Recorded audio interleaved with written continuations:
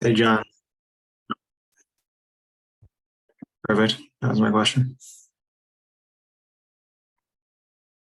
All right, Sam's gonna call on people to go, so raise your hand and then Sam will call on you. Ryan, why don't you start us off? Hey, Coach, can you hear me? Yep, I can hear you, Ryan.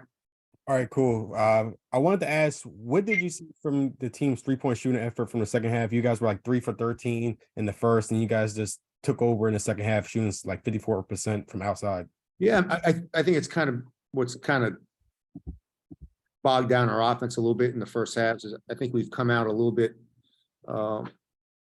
too casual on the offensive end. We're playing really hard on the defensive end, and we're getting open looks, and we're just kind of not playing offense with the same intensity as defense. And I thought in the second half, our offensive intensity was really good. I thought we got really good inside out threes, but I thought we were a little bit more focused on the offensive end. And just to ask a follow-up on Dante Scott, 18 points a night. When he was in the Mohegan Sun, he scored 20 plus in those 2 games. Just what have you seen from him in these past 4 games that has allowed him to like play at such a high level? I think he's getting used to me and getting used to what I want from him. And I think he's getting used to the offense. I think they all are. Again, this is a whole new system. So I think he's playing at a really good pace. And he's playing with a lot of confidence the way he should be, because he's worked really hard, and he's an all first team Big Ten player, and he's playing like that. Anthony? Good to see you. My question for you is, I noticed in the game that you guys were leaving a lot of points off the board at the free throw line.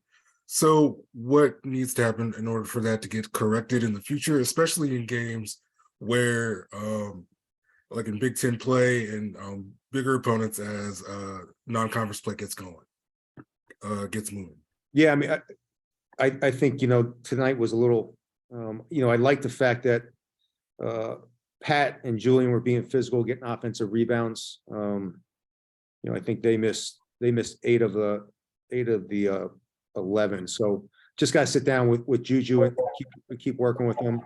And then Pat, Pat has. So once Pat gets back in the groove, I feel comfortable. Hey guys, if you're not talking, can you mute yourself, please? Thank you. Thanks, Coach. Yep. Michael? Hey, Coach. From what it looked like to me, it looked like you guys had a set plan as far as stopping L. Ellis. And I just want to know, what went into that, because clearly he didn't have the best night shooting, and he also had 4 turnovers. So what went into the game plan as far as stopping him?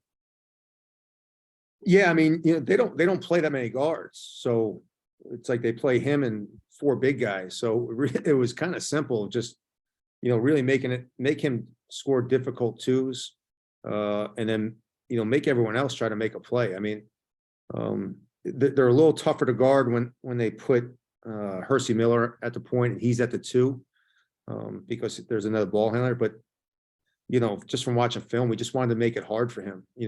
Keep a body on him. We ran him off a lot of screens early in the game, so we wanted to make him defend too. I think that's a big part of it. He has a huge high usage. So really, we just want to make everyone else dribble the basketball. Thank you. Nikki? Coach Jameer Young helped you get out to early start with a couple points, but he had season high in assists and steals today. Coming from Charlotte, where he was, their primary scorer, how have you kind of seen him, contribute in other ways, on the boards, getting teammates involved in steals as well? Yeah, I mean, I think Jameer, that was the best game he's played so far for us. I think he's starting to understand his role as a point guard. At Charlotte, he's more of a combo guard, more of a scoring guard. And at this level in Big Ten play, and professional basketball, he's going to be a point guard. And I think what I'm seeing is a young man that's developing very quickly into understanding of how to play the point guard spot. He understands it's his energy, not only offensively, but defensively. So I thought Jameer played phenomenal. Ross. Hey, coach, obviously not your first matchup against Louisville since you've left, but what are some of the commonalities over a year of playing them, and what were your thoughts coming into the building today? Yeah, I mean, this isn't what, I worked here 17, 18 years ago, I think it was. So it's changed dramatically. But it's good to come back. And I still have a lot of good friends, family here. So it's always special coming back. It's a great city. It's a great fan base. It's just not the same program it was.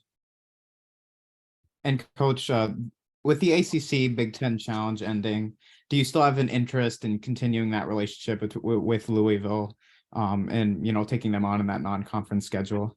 Yeah, I mean, I would, I'll talk to Kenny about that, but I think the biggest thing is I got to see if we go to 22 league games. I mean, I would guess we're going to go 20 Big Ten teams by next year. If we go to 22 league games, I think that's one reason why you're seeing all these. There's no way if we had 2 more league games that you can play any more non-conference games. Thanks, coach. Alex.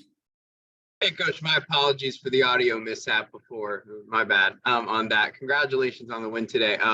For you guys to be at the record you're at, the success you guys have had to this point, heading into Big Ten play here now, what does that mean to this program and for you guys to have this start? Yeah, I'm proud of the staff. Staff got here in April and have worked extremely hard to put together, a roster that can, go on the road and win by 30 and, play neutral site games and win by 30. And I'm really proud of these guys. This team is, they're working extremely hard. They have a great attitude. They're fun to coach. They're fun to watch play, in my opinion, when I watch film. So to get this done in 8 months, is great, but we still have a tough 4 months ahead of us. Thank you so much. Anthony, and then we'll do the last one with Ben.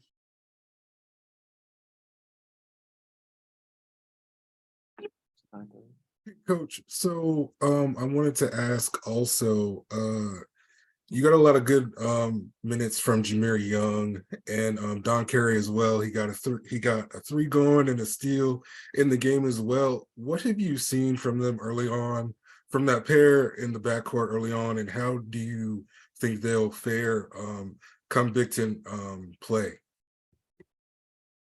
Yeah, I think they've, I think they're understanding their roles.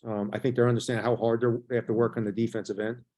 I think that's a really new for both of them, to be pressing full court, to do as much switching as we do, and as much thinking on defense. So that's been new.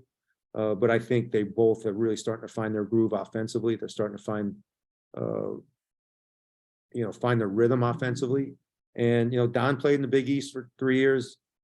Jameer played at Charlotte, Conference USA. So I think we've played a good enough schedule where these guys are going to be prepared for Illinois, Wisconsin, and the Big Ten. And last one. Coach, you guys have only trailed for 4 minutes all season, a number of wire-to-wire wins. How important has it been for, you and your team, and how big of an emphasis has it been to get off to these strong starts and kind of set the tone for the rest of the game? Yeah, it's been great. I'm sure it's not going to last. So I've enjoyed it while it's lasted. It's great when you're a coach and you look up and you're up 25. So I'm not gonna lie to you. So, but I think, again, our defensive intensity, I think Julian Reese has been playing so physical down low. Those guys have gotten us off to great starts. Thank you. Thank you, everyone. Thanks, coach.